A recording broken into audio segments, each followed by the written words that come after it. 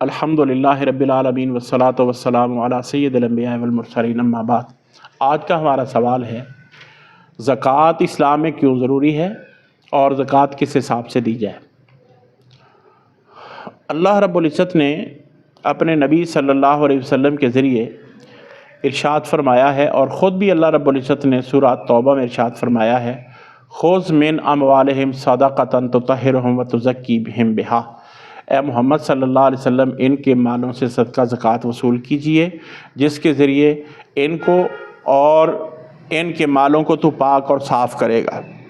नबी सल्लल्लाहु अलैहि वसल्लम ने हदीस में बयान फरमाया है, इन्नल्लाह तय्यबुन ला यक़बलु इल्ला तय्यबा। अल्लाह ताला की ज़ात पाक है और पाक माल ही अल्लाह कबूल करता है। सुनन अबी दाऊद की रिवायत है, अल्लाह के नबी सल्लल्लाहु अलैहि वसल्लम फरमाते हैं, इन्नल्लाह लम यफ़रज़िज़ ज़काता इल्ला लियुतय्यिब मा बक़िया मिन अमवालिहिम। अल्लाह रब्बुल इज़्ज़त ने ज़कात को इसलिए फ़र्ज़ किया है ताकि ज़कात अदा करने के बाद जो बाकी माल बच जाएगा वो पाक और साफ़ हो जाए। तो माल की पाकीज़गी और सफाई सुथराई के लिए अल्लाह रब्बुल इज़्ज़त ने ज़कात को लागू किया है, और इसके साथ साथ फिर अल्लाह तबारक व ताला उस इंसान के माल को अपनी हिफाजत में ले लेता है जिसने अल्लाह ताला का ये लागू किया हुआ हक़ अदा कर दिया है। तो इंसान के ऊपर जैसे नमाज़ पढ़ना ज़रूरी है, रोज़े रखने ज़रूरी हैं, हज करना ज़रूरी है, इसी तरह इस्लाम के अंदर अल्लाह रब्बुल इज़्ज़त ने ज़कात का एक रुकन रखा है जो इंसान के ऊपर लागू किया है, जिसकी अदायगी इंसान के लिए अज़बत ज़रूरी है। और इसके अंदर बहुत बड़ी हिकमत ये है कि इंसान को जो चीज़ें अल्लाह तबारक व ताला से गाफिल करती हैं वो चीज़ें ज़ुय्यना लिन्नास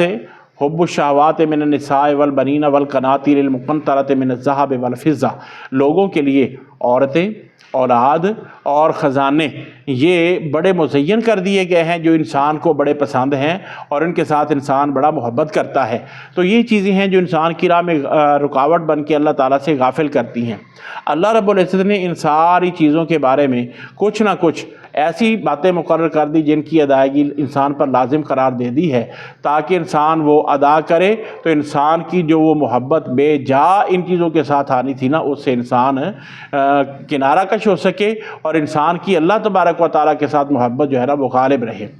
इंसान अपने माल के साथ बेपनाह मोहब्बत करता है। अल्लाह रब्बुल इज़्ज़त ने इंसान के ऊपर एक थोड़ी सी मिकदार मुकर्रर कर दी है कि तुमने भाई, अगर तुम्हारे पास मालो मता मौजूद है, साल भर के अखराजात के बाद तुम्हारे पास जो मालो मता बचा है उसको तुम काउंट करो, अगर वो निसाब को पहुँचता है तो उसकी ज़कात अदा करो। अब निसाब के लिए अगर किसी इंसान के पास सोना है ना, सोने का निसाब है 7.5 तोले। अगर 7.5 तोले किसी बंदे के पास सोना है तो उसका 40वां हिस्सा मुकम्मल हिसाब करके वो उसकी अमाउंट अदा कर दे या सोना अदा कर दे, तो ये इंसान की ज़कात अदा हो जाएगी और बकिया जो सोना है वो इंसान के पास पाक और साफ़ होकर रह जाएगा।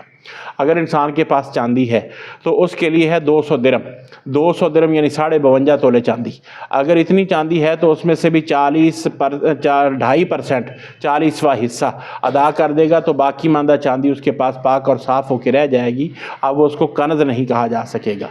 इंसान के पास नकदी है जो मुख्तलिफ ममालिक में चल रही है, तो उसके लिए सोना और चांदी असल में 2 नकदियाँ हैं। ये इनमें से कम अज़ कम जिसके अंदर इंसान को डाउट नहीं रहता वो है चांदी। तो चांदी के निसाब के मुताबिक 52.5 तोले चांदी की कीमत के बराबर अगर किसी के पास नकदी है साल के बाद,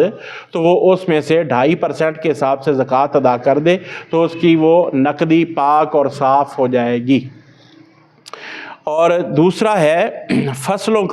फसलों के बारे में जो जिनसें ज़मीन से उगती हैं ना, उन जिनसों की उगने पर अल्लाह रब्बुल इज़्ज़त ने इंसान के ऊपर लागू किया है कि आतू हक़्क़हू यौम हसादिही, जिस दिन अपनी फसल को काटो उसी दिन ही उसकी ज़कात, उसका उशर अदा कर दो और अपने बाकी मंदा माल को पाक और साफ़ करके अपने घरों में ले जाओ। तो जितनी भी जिनसें उगती हैं ना ज़मीन में से, उनमें से जो भी जिन्स उगी है उसका उशर अदा करना इंसान पर ज़रूरी है। इस सिलसिले में शरीयत ने 2 कैटेगरीज़ बना दी हैं। ऐसी ज़मीन जिसको आसमान से बारिश के ज़रिए पानी मिलता है या ख़ुद रौ وہ اگتی ہیں فصلیں کہ نمی والی زمین ہے، وہاں پہ پانی لگانے کی ضرورت نہیں ہوتی، مشقت نہیں کرنی پڑتی، تو اس کی پیداوار میں سے 10واں حصہ ادا کرنا ضروری ہے۔ اور جو ہمارے یہاں پہ عمومی طور پر چل رہا ہے سسٹم نہری نظام کا، ٹیوب ویل کے نظام کا، جہاں پہ پانی دینے کے لیے تگودو کرنی پڑتی ہے، اخراجات اٹھتے ہیں، تو اس میں سے 20واں حصہ فصل میں سے ادا کرنا انسان پر ضروری ہے، اور ادائیگی اسی دن کرنی ہوگی جس دن کٹائی کر کے انسان اس کو تولے گا۔ تو اس کے تولنے کے لیے بھی سب سے پہلے اللہ کا حق ادا کرے، پھر اپنا حق لے کے جائے۔ تو یہ ہے تاکہ ان اللہ لم یفرض الزکوٰۃ الا لیطیب ما بقی من اموالہم پر عمل ہو سکے کہ اللہ نے زکوٰۃ فرض اس لیے کی ہے تاکہ زکوٰۃ کے ادا کرنے کے بعد جو مال بچے گا نا وہ پاک اور صاف رہ جائے۔ اس کا طریقہ یہ ہے کہ جب کوئی گندم، مکئی،